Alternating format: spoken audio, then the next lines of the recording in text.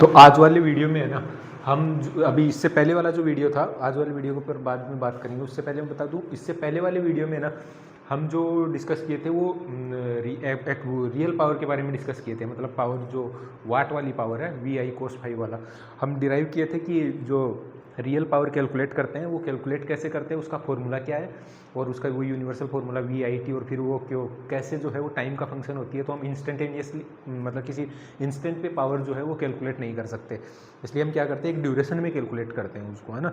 तो हम क्या कर रहे थे, इंटीग्रेट कर रहे थे उस ड्यूरेशन में और उसका एवरेज पावर कैलकुलेट कर रहे थे ना। अभी हम देखते हैं एक टर्म और है कॉम्प्लेक्स पावर की, ये भी काफ़ी वाला यूजफुल है। ये मतलब जैसे इंडस्ट्री में हम देखेंगे ना, तो एक पावर फैक्टर का कॉन्सेप्ट होता है और एक रिएक्टिव पावर का कॉन्सेप्ट होता है ना, जो बहुत काम आता है ज़्यादा। तो आगे हम एक टॉपिक पढ़ेंगे पावर फैक्टर, इसके बाद ही पढ़ेंगे, मतलब पावर फैक्टर करेक्शन करके उसमें थोड़ा इसकी ज़रूरत पड़ेगी। इसमें देखेंगे पावर ट्रायंगल वगैरह क्या होता है और उसको ड्रॉ कर, कुछ ज़्यादा है नहीं, बस जो जो मैं बोल रहा हूँ वो चीज़ें दिमाग में रखना है ना। तो कॉम्प्लेक्स पावर जैसे हमको कैलकुलेट करना है किसी, मतलब जैसे एक तो बोल देते हैं, पहले समझ लेते हैं कि कॉम्प्लेक्स पावर है क्या और इसकी ज़रूरत क्यों पड़ती है ना। तो जैसे मान लो यार, हमारे पास जो है ना कोई पावर का सोर्स है ना, सोर्स से हम लोड को पावर डिलीवर करते हैं ना, है ना। तो लोड का मतलब हम कोई भी इक्विपमेंट जो पावर कंज्यूम कर रहा है, बदले में क्या कर रहा है, हमको कुछ काम करके दे रहा है। जैसे फैन है, वो पावर कंज्यूम कर रहा है, बदले में हवा दे रहा है ना उसको मोटर घुमा के, है ना।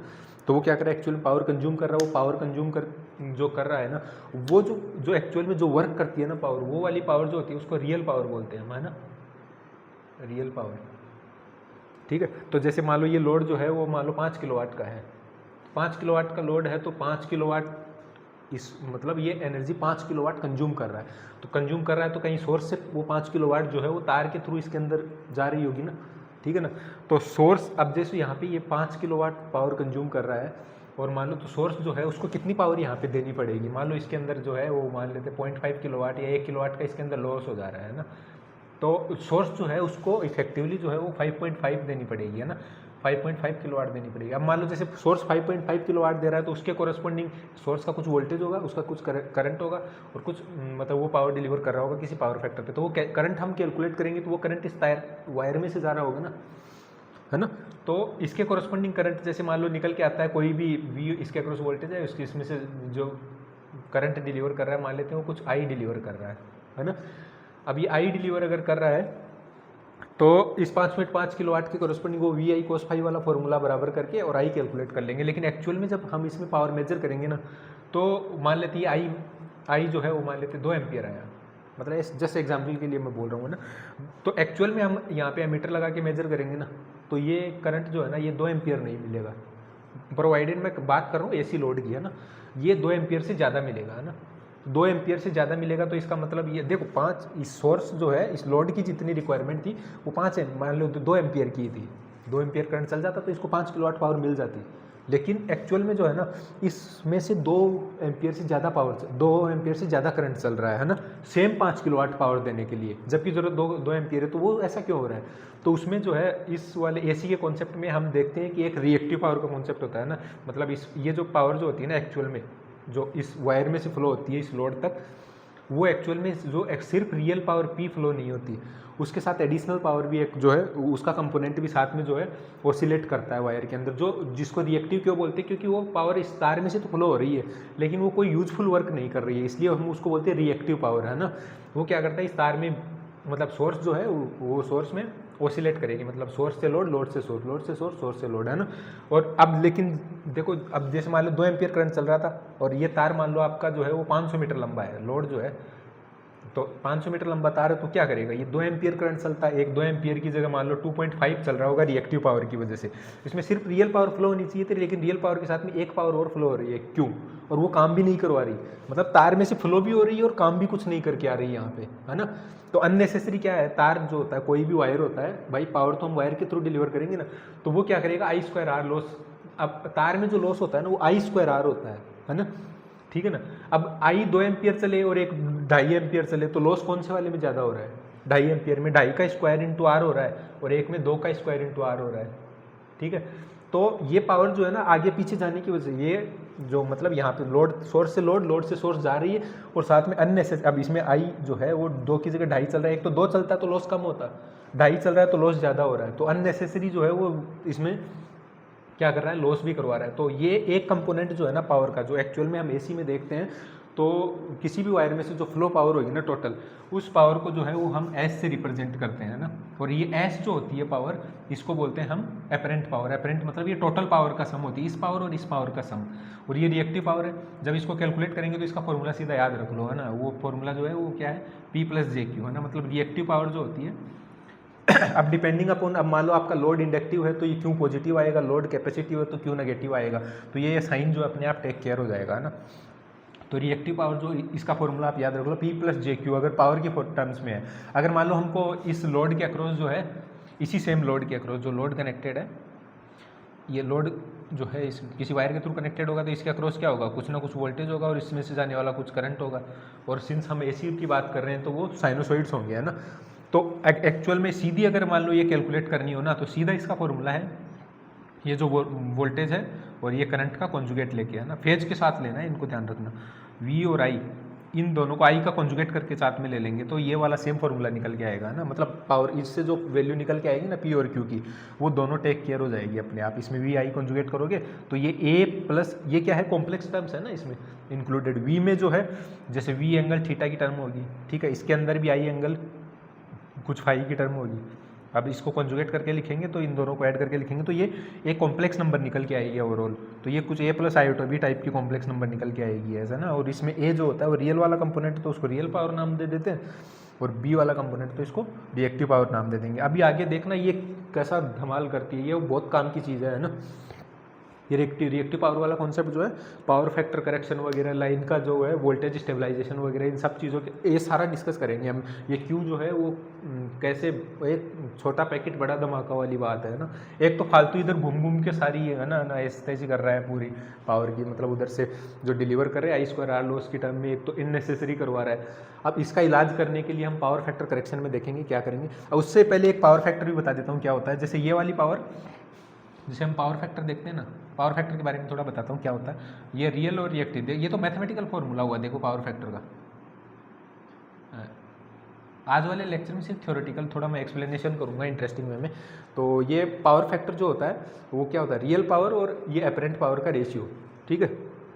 अब देखो रियल और एपरेंट पावर का रेशियो है ये पावर फैक्टर, ये तो हमने मैथमेटिक्स में लिख दिया ना, ये कुछ सिग्निफाई कर रहा होगा ना, जैसे इलेक्ट्रिकल में सिस्टम है कोई, तो ये एक्चुअल में क्या बता रहा है ये पावर फैक्टर, वो चीज़। और ये वाली टर्म जो है ना, ये कोस फाई की टर्म, ये जो है इंडस्ट्री, जैसे मान लो 5-5 मेगावाट, कोई इंडस्ट्री ऐसी होती है ना जिनका, जैसे रिलायंस है जामनगर के अंदर, रिलायंस का अकेला लोड जो है ना वो गीगावाट में है ना। तो हमारे घरों में तो ये ज़्यादा बड़ा रोल प्ले नहीं करता, ठीक है।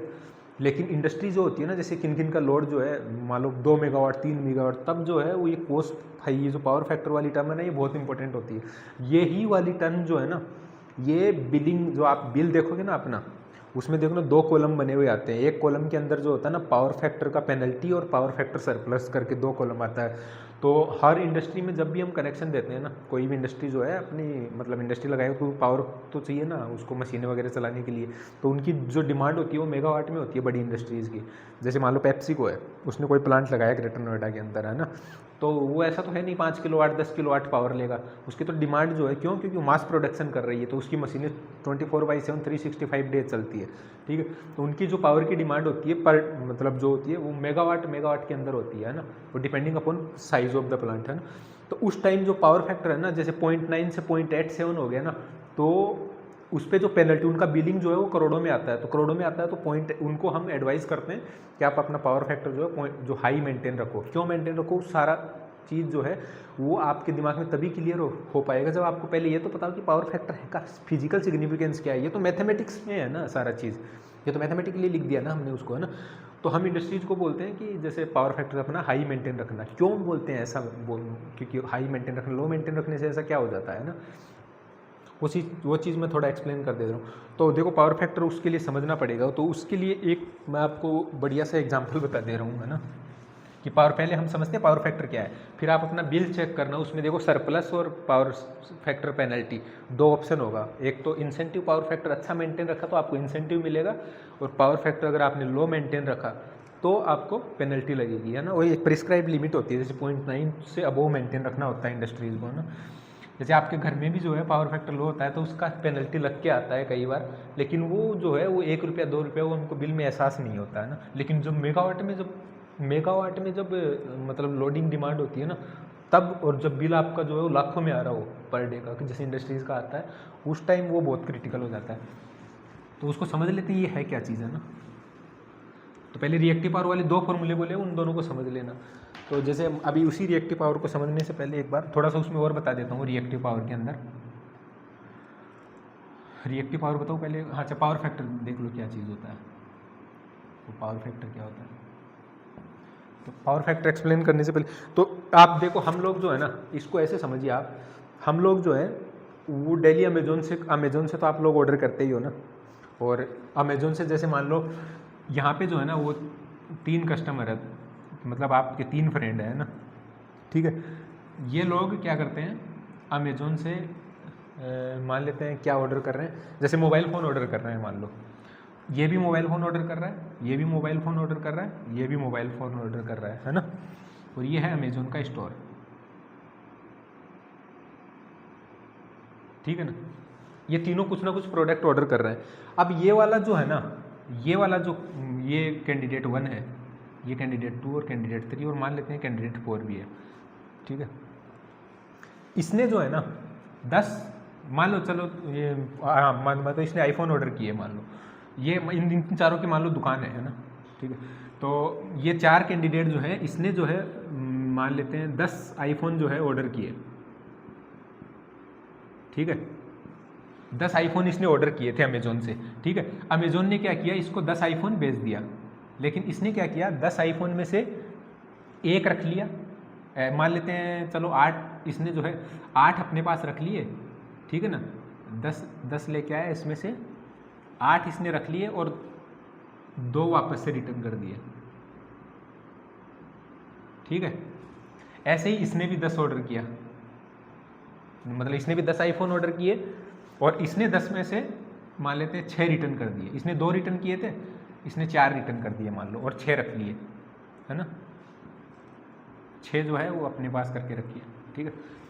ऐसे ही ये तीसरा वाला जो था, तीसरे वाले ने क्या किया, 10 आईफोन ऑर्डर किए और 6 वापस भेज दिए और 4 अपने पास रख लिए,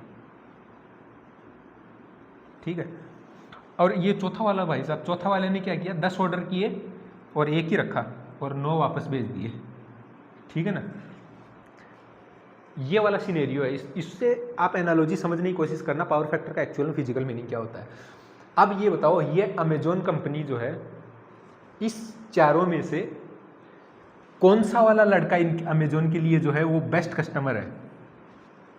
जैसे अमेजोन ने क्या किया, अमेजोन से सबने 10-10 ऑर्डर किए थे, एक ने 2 रिटर्न किए, एक ने 4, एक ने 6 और एक ने 9 रिटर्न कर दिए, ठीक है ना। अब अमेजोन जो है वो, अमेजोन को पता करना है कि इन चारों में से जो है उसके लिए बेस्ट कस्टमर कौन सा है। तो अमेजोन क्या करेगी, क्योंकि देखो इसने जब ऑर्डर किया है ना, तो अमेजोन का कुछ शिपिंग चार्ज भी आया है भाई। 10 आईफोन ऑर्डर किया तो वहाँ पे पैक भी किया है, पैक करने के बाद में उनको डिलीवरी एजेंट के थ्रू पास भी किया है, पास करने के बाद में यहाँ पे ये जो है, इसने तो चलो 8 रख लिए, 2 ही रिटर्न किए, इसने 10 लिए 4, इसने 10 लिए 6 रिटर्न किए, इसने 10 लिए 9 रिटर्न कर दिए। इसको तो गालियाँ देगा भाई, है ना। इसका जो देखे गया डिलीवरी एजेंट, इसको देखे गया, इसने 8 रख लिए, चलो 2 हो सकता है डिफ़ॉल्ट में आए तो उसने वापस कर दिया ना। ये वाले ने क्या किया, 10 मंगाया और 9 रिटर्न कर दिए। तो वो अमेजोन वाला स्टोर पे जब वापस पहुंचेगा तो क्या करेगा, ये है ना, ये इनमें से जो है हरामी पने का ऑर्डर जो है, इसमें इसमें इसमें और इसमें, इन चारों में से कौन सा सबसे बड़ा हरामी है, ये वाला, है ना। तो अमेजोन कैसे डिसाइड करेगा ये सबसे अच्छा कौन सा वाला है, ये वाला है ना। इसने देखो 10 मंगाए और 2 ही रखे, तो ये जो अमेजोन जो रेशियो निकालेगा ना 2/10, है ना, ये कितना हुआ 0.2। ये चीज़, ये 2/10 क्या बता रही है कि कौन सा वाला बेस्ट है। ये रेशियो तो बताएगा ना कितना रिटर्न किया और कितना मंगाया था। तो ये कितना बनाया 0.2, ठीक है ना। और या फिर इसको ऐसे भी मान सकते हैं कि इसने जो है 8 होल्ड किए तो 8/10 करोगे तो 0.8। देखो हाई वैल्यू वाला मतलब बेस्ट कस्टमर, है ना। ऐसे ही ये वाले को देखो, ये दूसरा वाला क्या करेगा 4/10। 4/10 कितना है, इसने 4 रिटर्न किए ना, दूसरे वाले ने कितने रिटर्न किए, 4 रिटर्न किए। तो 4 रिटर्न किए तो उसने रखे कितने, 6। तो 6/10 करोगे तो 0.6। इसके लिए कितना आया था 0.8। इसके लिए कितना आएगा, थर्ड वाले के लिए 0.4। और इसके लिए कितना आएगा इसके लिए कितना आएगा 0.1। ठीक है। तो हरामीपने का ऑर्डर अगर हम देखें इसके अंदर, तो ये वाला लड़का जो है ना, ये सबसे अच्छा है अमेजोन के लिए, अमेजोन के हिसाब से ये सबसे अच्छा है। ठीक है। तो और ये वाला अमेजोन के लिए सबसे हिसाब से अमेजोन के हिसाब से सबसे बेकार है, इसको देना वो प्रेफर नहीं करेगा अमेजोन वाला। क्यों? क्योंकि एक तो शिपिंग वहाँ से देखो, पूरा शिपिंग का चार्ज लग रहा, आने और जाने का, पैकेजिंग का चार्ज भी खर्चा लग रहा, और साला बिका भी एक ही। ठीक है ना। ठीक है। तो इसी चीज़ को, इस रेशियो से अमेजोन ने डिसाइड किया कि कौन सा वाला बेस्ट है और कौन सा वाला वर्स्ट है। ठीक है। तो एक्चुअल में हम ये बोलेंगे ना कि quality of customer with respect to Amazon, या फिर हम इसको बोलते हैं, इन चारों को आप इमेजिन करो ये लोड है इलेक्ट्रिकल में। ठीक है ना।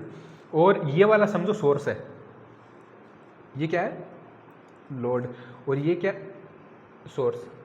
ठीक है ना। तो जैसे अमेजोन के लिए हम बोल रहे हैं ना quality of customer with respect to Amazon से स्टोर, है ना। वो क्वालिटी ऑफ कस्टमर में देखेंगे तो सबसे पहला वाला सबसे बेस्ट है। ठीक है। क्यों? क्योंकि उसने मैक्सिमम यूटिलाइजेशन किया है पूरी सर्विसेज का। ठीक है ना। मतलब जैसे आईफोन पूछे ना, तो अमेजोन के लिए जो है, अमेजोन का जो काम है पैकेजिंग करना, यहाँ से देना, मतलब अमेजोन का मतलब एज मान ले रहे हैं इसको कि ये सब सारा काम करिए, तो इसका पैकेजिंग से लेके देना और वापस आने तक का, इसमें जो है इसको जो है ये सबसे बेस्ट रहा है।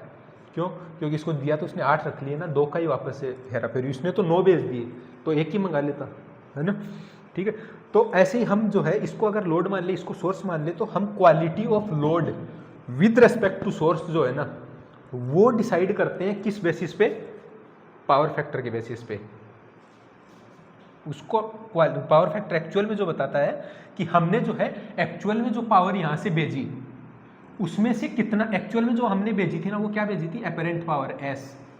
उस एपरेंट पावर में से, उस पर कंट्रोल नहीं है आपका, वो एपरेंट ही जाएगी, है ना। वो एपरेंट पावर जो यहाँ से भेजी थी, उसमें से सबसे इफेक्टिवली कौन से वाले लोड ने जो है वो पावर कंज्यूम की, है ना, वो चीज़ बताएगी क्वालिटी ऑफ लोड, है ना। तो उस चीज़ को मेजर करते हैं ना, इस फिजिकल जो मैं इतनी मैशअप बोला हूँ ना, उस चीज़ को quality of load with respect to source, मतलब किस लोड ने सबसे बेस्ट वे में पावर को यूटिलाइज किया है, वो चीज़ बताता है पावर फैक्टर। ठीक है ना। और उस पावर फैक्टर को हम कैसे मेजर करेंगे, टोटल जो आया वर्सेस जो यूज किया, जैसे यहाँ कर रहे थे ना, जो यूज किया वर्सेस टोटल आया, है ना। तो जो यूज करता है वो कौन सी होती है, P, और जो टोटल आती है वो कौन सी होती है, S। तो ये, और ये सारे चैनल क्या थे, तार थे। अब देखो यहाँ पे तुम समझो, यहाँ पे जो शिपिंग का चार्ज बोला ना मैं, अमेजोन ने यहाँ से पैक किया, यहाँ से आने का और यहाँ से जाने का, है ना, तो उसको चार्ज लगा बीच में। ऐसे ही ये अगर मान लो ये लोड है चारों, जैसे ये वाला मान लो हमारे पास में सोर्स है, ठीक है, और ये 4 लोड हैं, L1, L2, L3 और L4। तो इनमें से ये सबसे बेस्ट यूज कर रहा है, लेकिन जो इसमें से यहाँ से सबको हम S S S S S दे रहे हैं। ठीक है। S इसको भी आ रहा है, S इसको भी आ रहा है, S इसको भी आ रहा है, लेकिन इस वाले केस में इसने बेस्ट यूज किया। ठीक है। तो इसका P/S मतलब जो यूज किया अपन जो टोटल आया था उसका मैक्सिमम यूटिलाइजेशन हुआ, तो इसका पावर फैक्टर बढ़िया होगा, मतलब ये लोड जो है इस सोर्स के रिस्पेक्ट में बेस्ट है। ठीक है ना।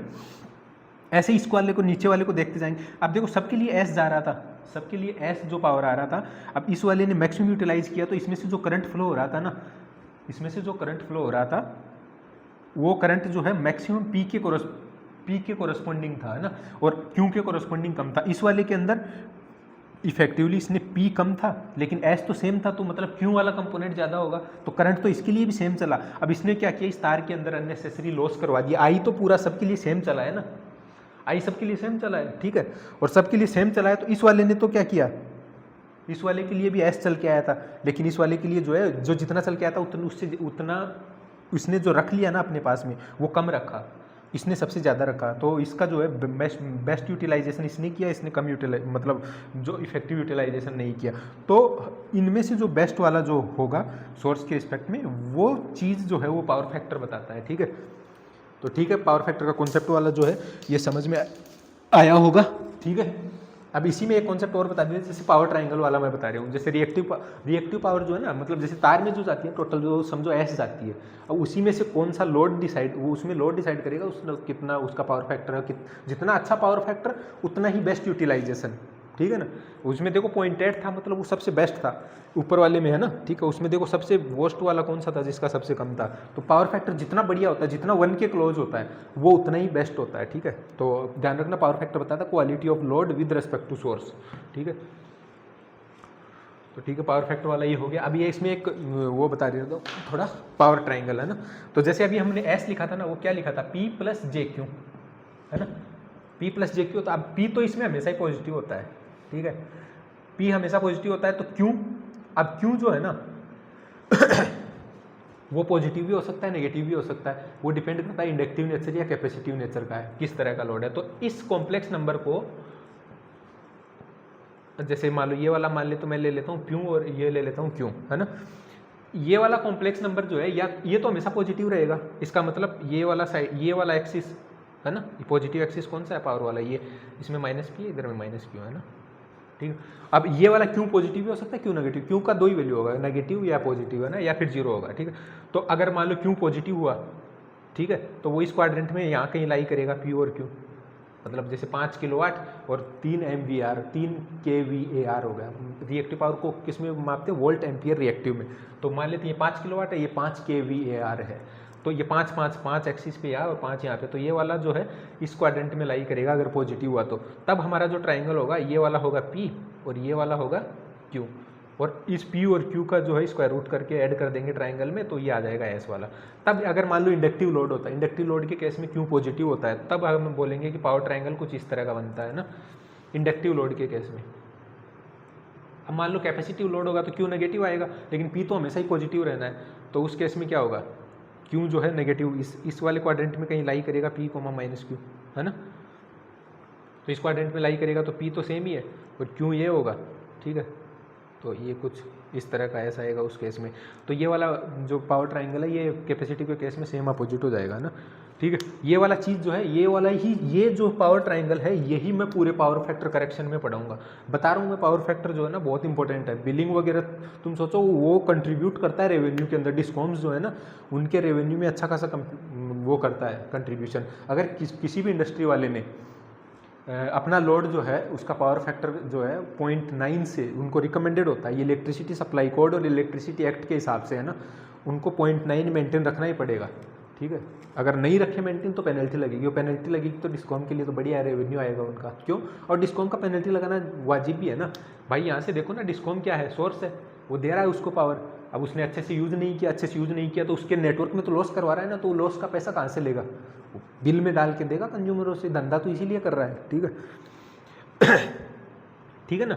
तो ये पावर फैक्टर करेक्शन कैसे करेंगे, अगर पावर फैक्टर इंडस्ट्री का लो होता है तो जो इंजीनियर जो हमारे डिस्कॉम वाले जेई वगैरह काम करते हैं, वो लोग कैसे रिकमेंड करते हैं उनको कि आप अपना पावर फैक्टर इंप्रूव करने के लिए ये वाला डिवाइस लगाओ, ये वाला कितने MVA कितने KVAR का कितने MVAR का लगाना है, वो सारा कैलकुलेशन आगे वाले चैप्टर के अंदर देखेंगे, उसका गेट में क्वेश्चन आता है, ठीक है ना। एक बार नहीं, 6, 7, 8, 10 बार आ चुका है पावर फैक्टर करेक्शन का, ऑलमोस्ट हर 2 साल में 1 साल में एक बार आता है। ट्रांसफॉर्मर वाले चैप्टर है ना, अटैच करके देता है, मतलब मशीन से अटैच करके देता है वो उसको। तो ठीक है, ये वाला समझ में आया होगा। इस वाले वीडियो के लिए धन्यवाद।